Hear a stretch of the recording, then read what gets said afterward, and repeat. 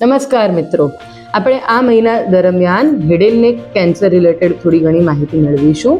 હવે મોઢાનું કેન્સર જે આપણા દેશમાં ખૂબ જ પ્રમાણમાં જોવા મળે છે, તેમજ આખી દુનિયામાં મેક્સિમમ કેસીસ આપણા દેશમાં જ જોવા મળે છે. એનું મુખ્યત્વે વ્યસન જવાબદાર છે.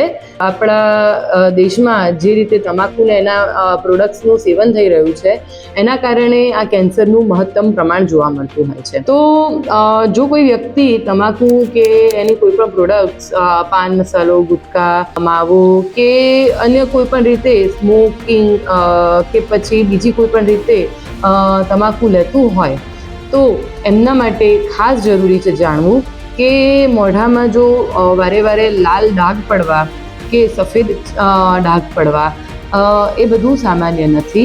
તેમજ કોઈ ચાંદી તમને પડી છે અને અઠવાડિયે 10 દિવસથી ઊંઝાતી નથી તો એ પણ સામાન્ય નથી. ભલે ને એ ચાંદી દુખાવો ના કરતી હોય તો પણ આવી કોઈ પણ તકલીફ તમને હોય કે પછી તમારું મોઢું સંકોચાઈ ગયું હોય ઘણા લાંબા સમયથી કે હમણાં નજીકના સમયગાળા દરમિયાન મોઢું જે ખુલતું ના હોય તો તમારે તમારા ડૉક્ટરનો સંપર્ક કરવો જોઈએ અને જરૂરી લાગે એ પ્રમાણે ઇન્વેસ્ટિગેટ કરાવવું જોઈએ.